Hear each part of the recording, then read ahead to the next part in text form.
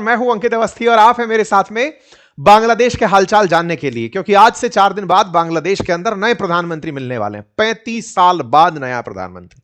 आप सरप्राइज होंगे कि 35 साल किस बात के लग रहे हैं बांग्लादेश में। अभी तक तो थी ना, शेख हसीना थी, खालिदा जिया थी। मैंने कहा नया प्रधानमंत्री शेख हसीना, खालिदा जिया, ये दो ही महिलाएं थी। पिछले 25 साल से इन दोनों का, 35 सालों से इन दोनों का ही राज चल रहा था, अल्टी पल्टी करके। इन दोनों के बाद में अब कोई तीसरा व्यक्ति आएगा, क्योंकि शेख हसीना भारत में और खालिदा जिया ऊपर है।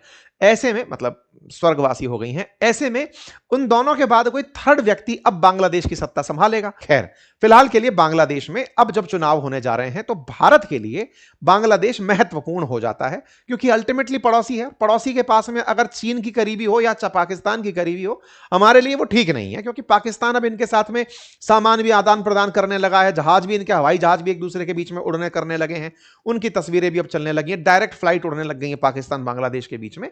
तो भारत के लिए बांग्लादेश में किसी और पड़ोसी का दखल, पाकिस्तान और बांग्लादेश, पाकिस्तान और चाइना का दखल मिनिमम रहे, हम इनसे यही चाहते हैं। ये जो मोहम्मद यूनुस है, ये अमेरिका के साथ कोई सीक्रेट डील करने लग रहा है। इलेक्शन से 3 दिन पहले सीक्रेट डील की न्यूज ने माहौल गरमा दिया है कि भाई ऐसा क्या है कि पहले ये व्यक्ति 50% टैरिफ से 20% टैरिफ तक के लिए अमेरिका को मनवा कर लाया, अब फिर से ये कौन सी सीक्रेट डील कर रहा है, और डील में सीक्रेट शब्द क्यों यूज किया जा रहा है कि ये बताना नहीं है किसी को कि हम बदले में क्या करेंगे। तो ऐसे में बांग्लादेशियों को अपने आप को भी यह समझना होगा कि उनके साथ खेला तो नहीं हो रहा है। तो बांग्लादेश के अंदर फिलहाल के लिए जो आज की चर्चा है वो ये कि कौन सी पार्टी बढ़िया परफॉर्म कर रही है, और दूसरा, बांग्लादेश में अब जो भी आएगा, भाई हमको खालिदा जिया और शेख हसीना का 35 साल का पुराना अनुभव था। शेख हसीना चुनाव में नहीं है, ये आप सब और हम जान रहे हैं बढ़िया से। अवामी लीग चुनाव में नहीं है, लेकिन खालिदा जिया, और खालिदा जिया के अगेंस्ट में कौन खड़ा है, मतलब बीएनपी के अगेंस्ट में कौन तैयार हो गया है। पहले तक बाई पार्टी सिस्टम जब बांग्लादेश में होता था तो अवामी लीग लड़ती थी खालिदा जिया, वो शेख हसीना वाली, और बीएनपी बांग्लादेश नेशनलिस्ट पार्टी जो है वो खालिदा जिया की। दो ही पार्टियां मेजर हुआ करती थी। लेकिन शेख हसीना को भगा करके बीएनपी वालों ने क्या पाया, खुद ही संकट में तो नहीं आ गए कहीं। क्यों? क्योंकि इस बार अपोजिशन में बीएनपी के अगेंस्ट कौन खड़ा हो गया है, तो वो है जमात। जमात जो है कट्टरपंथी, कट्टरपंथी जो पाकिस्तान प्रमोटेड है, वो जो कि बांग्लादेश को चाहता है कि पाकिस्तान के साथ मिला लिया जाए, वैसी थॉट प्रोसेस वाला देश जो कि एकदम इस्लामिक कट्टरपंथ और हिंदुओं के खिलाफ नफरती बयान देने वाला जमात है। तो एक तरफ बीएनपी और एक तरफ जमात, इन दोनों में से बस ये है कि दो बुरे लोग हैं, उनमें से ज्यादा बुरा कौन, इसकी लड़ाई चल रही है। भारत के लिए दोनों ही ठीक नहीं है, तो इनमें से यह है कि कम बुरा और एक बहुत बुरा, इस तरह का चुनाव होने जा रहा है। तो भारत क्या अपने हितों का अपने पड़ोस में कुछ भी संरक्षण कर पाएगा? आप कहेंगे क्या चुनाव प्रभावित करने की बात कर रहे हैं? हम इसलिए कर रहे हैं क्योंकि पिछले चुनावों को बांग्लादेश ने यही कहते हुए शेख हसीना के खिलाफ माहौल बना था बांग्लादेश में कि भारत ने शेख हसीना को इलेक्शन जितवाया है, भारत शेख हसीना को प्रमोट करते हुए आगे लेकर आया है। तो जब भाई किसी देश के प्रधानमंत्री को भारत बना सकता है पड़ोस की पड़ोस में, तो क्या इस बार यहां के चुनावों को प्रभावित कर सकता है? क्योंकि शेख हसीना तो यहां से पिछले साल, मतलब अब तो 1.5 साल से ऊपर हो गया, वो निकल करके यहां आ गई थी, सत्ता परिवर्तन हो गया था, और सत्ता परिवर्तन के बाद 18 महीने से मोहम्मद यूनुस बिना चुनाव जीते सत्ता चला रहे थे। फिलहाल के लिए आज के सेशन में हम चर्चा करेंगे कि कैसे यहां पर दो मेजर पार्टी बनकर इलेक्शन में है, और उन छात्रों की पार्टी का क्या हुआ जिन्होंने शेख हसीना को उखाड़ फेंका हो, वो खुद कहां खड़े हैं, क्या वो कोई बड़ी पार्टी बना पाए, और तो और क्या वो सभी सीटों पर चुनाव लड़ पा रहे हैं? आप ज्यादा इंतजार मत करिए, पहले ही जान लीजिए 10% सीटों पर भी चुनाव नहीं लड़ पा रहे हैं वो लोग। मतलब छात्र राजनीति के नाम पर शुरुआत करके देश को बदलने निकले जो यहां के लीडर्स थे, जिन्होंने एनसीपी पार्टी बना ली थी, उन छात्रों ने क्या कुछ किया? तो जवाब है नहीं साहब, 30 सीटों के साथ चुनाव लड़ रहे हैं। इसका मतलब 300 सीट वाले बांग्लादेश में उनका महज 10% रोल है, लेकिन शेख हसीना को उन्होंने पूरे देश दुनिया के अंदर बदनाम कर दिया, सत्ता से निकाल दिया, और बेचारी आवामी लीग चुनाव में ही नहीं है। खैर, आइए एक एक करके देखते हैं और सारा की सारा भारत के साथ इस कैलकुलेशन को समझते हैं। मोहम्मद यूनुस जिनको बिठाया गया, ये अमेरिका के बिठाए हुए नुमाइंदे थे, आप और हम खूब अच्छे से इनके बारे में जानते आए। लेकिन इन्होंने अपनी पूरी विदेश नीति को भारत के खिलाफ मोड़ दिया। क्यों? बोले शेख हसीना आप लोगों ने बिठाई थी, शेख हसीना के खिलाफ हमारा प्रोटेस्ट था, बचा के भी आप ही लोग ले गए। यानी बांग्लादेश को आपने अपना स्लेव की तरह से ट्रीट किया, आपने उसको अपनी टेरिटरी की तरह से ट्रीट किया, इसलिए हम आपके खिलाफत करते हैं। तो इनके यहां पर जो असली खिलाफत रही वो भारत की खिलाफत रही। चलिए, अब लेकिन खिलाफत में कौन ज्यादा खिलाफ होगा, इसका चुनाव होने जा रहा है। क्योंकि शेख हसीना हट गई, जो शेख हसीना की पार्टी थी अवामी लीग, उसको बैन कर दिया। तो अब यहां पर जब चुनाव हो रहा है, तो चुनाव इस बात का हो रहा है कि अब आफ्टर शेख हसीना कौन। तो अब शेख हसीना के बाद में कौन, इसका निर्धारण होने जा रहा है 12 तारीख को। 12 तारीख को यहां पर 350 सीटों की इनकी संसद है, उसका इलेक्शन है। उनमें से 50 सीटें एनी टाइम रिजर्व रहती हैं महिलाओं के लिए। 300 सीटें हैं जिन पर इलेक्शन होता है। 300 सीटें जिन पार्टियों से जीतकर जैसी जैसी सीटें आएंगी उसी अनुपात में बाकी बची हुई 50 सीटें जो रिजर्व हैं उतनी महिलाओं को सीटें दे दी जाएंगी। यानी इलेक्शन 300 पर होगा, बाकी जो 50 हैं वो 300 के अनुपात में बट जाएंगी। मान लो 150 सीट किसी की आई तो उसको 25 महिलाओं की सीटें मिल गई। ऐसे मान लीजिए किसी की 30 आई तो किसी को 5 सीटें यहां पर मिल गई। उस प्रपोर्शन में इनके यहां पर महिलाओं की सीटों का रिजर्वेशन चलता है। इनकी कुल आबादी में 91% मुस्लिम है और 8% हिंदू हैं। इस प्रकार से यहां की जो पार्टी है वो जितना ज्यादा मुसलमान फेवर करेंगी, इस्लाम को फेवर करेंगी, उस तरह की पार्टियों को यहां पर ज्यादा तवज्जो दी जाती है। वो पार्टियां जो माइनॉरिटी के लिए बात करें उनको यहां पर कोई महत्व नहीं दिया जाता। क्यों? क्योंकि वो यहां पर ज्यादा वोट शेयर नहीं रखते। ऐसे में बांग्लादेश का इलेक्शन और उसमें कौन की प्लेयर होगा और कौन सी पार्टी प्ले करेगी, यह फिलहाल के लिए एक बड़ा मुद्दा बना हुआ है। एक सबसे जरूरी बात और वो ये कि एक छोटा सा कार्य जो हम अक्सर आपसे रिक्वेस्ट करते हैं वो है चैनल को सब्सक्राइब करने का। मेरे प्यारे साथियों, जहां आप मुझे सुन रहे हैं उसके नीचे एक सब्सक्राइब का बटन दिया हुआ है जिसे दबाने में कोई खर्च नहीं आता। आपका समय लगता है 2 सेकंड का, लेकिन आपकी ये 2 सेकंड की कीमत हमारे लिए हौसला बनती है। अगर आप इस छोटे से काम को करते हुए आगे बढ़े तो ये हमारे लिए बहुत ही सकारात्मक रहेगा, हमारे हौसले को बढ़ाएगा, हम आप तक और अच्छा काम लेकर पहुंचेंगे ये और सुनिश्चित करेगा। आइए आगे बढ़ते हैं। तो कितनी सीटें हैं? 300। अब बात करते हैं पार्टियों की। तो पार्टी यहां पर रही 2। आवामी लीग हटने तक, जब तक आवामी लीग थी तब आवामी लीग और बीएनपी पार्टी हुआ करती थी। अब कौन है? अब यहां पर बीएनपी यानी बांग्लादेश नेशनलिस्ट पार्टी है और दूसरा जो जमात जो शेख हसीना के टाइम पर पाबंदी पाती थी, यानी कि जिसके ऊपर सैंक्शन थे, जो चुनाव नहीं लड़ सकती थी, वो इस बार चुनाव में है।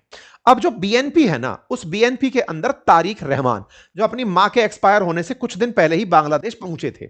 बीएनपी को अपने यहां लीडर की तलाश थी। ये 17 साल से विदेश में थे, लंदन यूके में पढ़ रहे थे, रह रहे थे, अपना परिवार चला रहे थे, फरारी काट रहे थे क्योंकि शेख हसीना ने इनके खिलाफ काफी सारे मुकदमे डाल रखे थे, इनको सजाएं सुना रखी थी। तो ये इस समय बंगाल वहां पर यूके में रह रहे थे। तो यूके से ये लौटकर वापस आए और बीएनपी को इन्होंने हेड किया। बकायदा इनका भव्य स्वागत हुआ। बीएनपी को लगा कि अब हम अपना ही पूरा राज चलाएंगे, ये इसलिए लौटकर आए। लेकिन इन्हें नहीं पता था कि जमात और जमात के साथ वो मिलकर के इन्हीं के खिलाफ चुनाव लड़ लेंगे। खैर, इनकी पकड़ अभी भी मजबूत है। खालिदा जिया के समय की इनकी पकड़ है। पिछली बार खालिदा जिया की पार्टी चुनाव ही नहीं लड़ी थी, तो इस बार इनकी पकड़ थोड़ी मजबूत है और ये बढ़िया से सोचकर कर रहे हैं कि हम अपने बांग्लादेश को मां के सपने की तरह बनाएंगे, जो हमारी मां सोचती थी। बाकायदा इन्होंने बांग्लादेश के लिए अपना मैनिफेस्टो जारी किया जिसमें इन्होंने ये कहा कि जो बीएसएफ है यानी भारत की जो बॉर्डर सिक्योरिटी फोर्स है वो बॉर्डर पर किलिंग ना करे, ये हम सुनिश्चित करेंगे। और दूसरा, जो नदियों का पानी है वो सही से बंटवारा हो सके, हम ये सुनिश्चित करेंगे। मैं आपको बता दूं, भारत ने जो गंगा ट्रीटी कर रखी है बांग्लादेश के साथ वो 2026 में समाप्त हो रही है। उसके बाद में हमारा पानी इनके पास कितना जाएगा ये फिर से डिसाइड होना है 2026 के अराउंड मई में। और भारत अब इस बार एग्रीमेंट में, क्योंकि पिछले बार भी एग्रीमेंट में जाने से पहले हमने काफी ज्यादा इनको नेगोशिएशन में लिया था, तो अभी हमारे पास में ना गंगा जल का बंटवारा एक बड़ा मुद्दा है जिसको लेकर के कोई सी भी सरकार बने वो आकर के हमारे साथ टेबल पर बैठेगी। तो ये अपने मैनिफेस्टो में इसको डाल दिए कि फेयर पानी मिले हमें, ये हमारी चाहत रहेगी, बॉर्डर किलिंग रुके, हम ये चाहते हुए आगे बढ़ेंगे। इन्होंने अपनी तरफ से कहा कि बांग्लादेश बिफोर ऑल की नीति हम अपनाएंगे, हमारे ऊपर मित्रता तो चलेगी, हमारे ऊपर मास्टरी नहीं चलेगी। इनका मतलब यही था कि इंडिया जैसे पहले बांग्लादेश पर मास्टरी करता था, हमको मित्र की तरह ट्रीट किया जाए, हम पर कोई शासन ना करे, यह हमारा उद्देश्य रहेगा। बॉर्डर मैनेजमेंट मजबूत होगा, वाटर की सॉवरेनिटी रहेगी, हम रीजनल डाइवर्सिफिकेशन पर फोकस करेंगे, हम सबसे गठबंधन करेंगे, हम चाइना को भी लाएंगे, हम भारत के साथ भी रहेंगे, हम सार्क के साथ भी रहेंगे, हम सबके साथ रहते हुए आगे बढ़ेंगे। कुल मिलाकर के भारत का इनके साथ जिक्र है, ये चाहते हैं कि भारत के साथ आगे रिश्ते बढ़ाए जाएं। ठीक है साहब। दूसरा दल जिसका नाम है जमाते इस्लाम। जमाते इस्लाम नाम की जो पार्टी है उसके ही इस समय लीड कर रहे हैं शफीकुर रहमान। शफीकुर रहमान 67 वर्षीय हैं जो कि इस समय जमात को लीड कर रहे हैं। ये लंबे समय तक बैन चले अपने कट्टरपंथी विचारधारा के कारण, और ये बांग्लादेश के जन्म को ही गलत मानते थे। मतलब ये वो लोग थे जो बांग्लादेश के निर्माण को सहमत नहीं थे। मतलब जिस तरह से पाकिस्तान से टूट के बांग्लादेश बना, ये उस समय के पक्षधर लोग नहीं थे, इस कारण से इनको बैन रखा जाता था अवामी लीग के टाइम पर। अब ये छुट्टे हो गए हैं। अब जब ये छुट्टे हो गए हैं तो फिर इनके साथ में और लोग मिल गए, जैसे एनसीपी जैसी पार्टियां इनके साथ मिल चुकी हैं। इनने भी मैनिफेस्टो निकाला। जैसे मोदी जी ने 2047 में भारत को विकसित राष्ट्र की बात की है, इन्होंने 2040 तक बांग्लादेश को 2 ट्रिलियन अर्थव्यवस्था बनाने का दावा किया है। इन्होंने कहा कि हम पड़ोसियों के साथ, विशेष रूप से इंडिया के साथ कंस्ट्रक्टिव टाइज रखेंगे, यानी कि हम भारत के साथ में मतलब रचनात्मक रूप से संबंधों को आगे बढ़ाते हुए चलेंगे।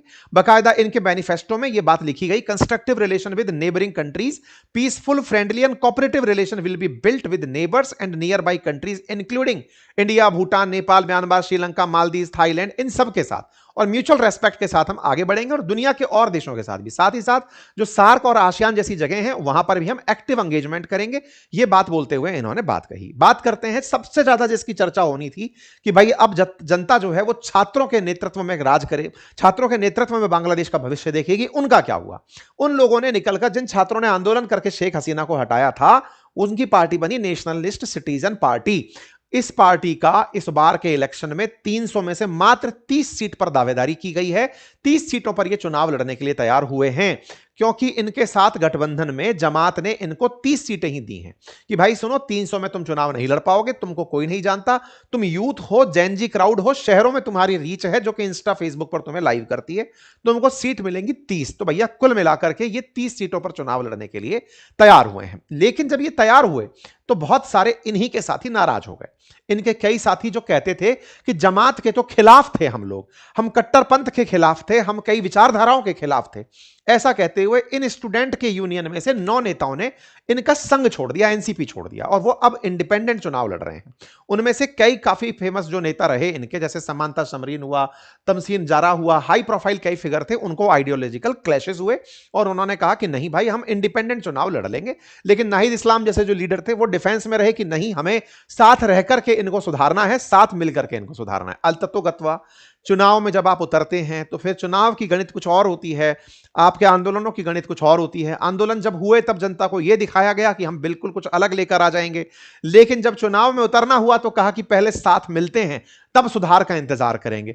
कुल मिलाकर के फिर से कोई नई आवामी पार्टी सी बन जाएगी इन लोगों के लिए, लेकिन ठीक है, इनको नई पॉलिटिक्स करनी थी और ये बांग्लादेश के लोगों को समझ में आ जाएगा कि इन्होंने छात्रों के नेतृत्व में परिवर्तन भले ही देखा हो, फैक्ट्रियां भले ही बंद हो गई हो, बेइज्जती की बेइज्जती भले ही हो गई हो, नया कुछ नहीं मिला। खैर जो भी है, बांग्लादेश के अंदर आवामी लीग तो यही बता रही है कि भाई साहब हम चुनाव में तो नहीं है, लेकिन जो चुनाव में हो सकते थे उम्मीदवार उनको जेलों में मार दिया जा रहा है। क्या बांग्लादेश रह गया है? किस तरह की बातें यहां पर हो रही हैं? कुल मिलाकर बांग्लादेश में जी इलेक्शन है, जो भी होगा आपके सामने आ जाएगा। अवामी लीग यहां पर है नहीं, भारत को यहां पर एक बार फिर से एक तरह से कहा जाए तो दर्शक बन के बुलाया गया कि आओ साहब देख जाओ हमारा चुनाव कैसे चल रहा है। कुल मिलाकर बांग्लादेश में जो भी होगा 12 तारीख को, एक बुरा और एक ज्यादा बुरा, 2 ऑप्शन हमारे पड़ोस में रहेंगे। लेकिन हाँ, कम से कम इलेक्टेड जनता रहेगी, इलेक्टेड लोग रहेंगे, तो उनके पास से भारत को भी नेगोशिएट करने की पावर बनी रहेगी। मोहम्मद यूनुस जो पपेट जैसे लोग हैं, उनके साथ हम क्या ही बात कर सकते थे। खैर फिलहाल के लिए इतना ही, जैसे ही और कुछ अपडेट आते हैं आपके साथ साझा किया जाएगा। Thank you so much.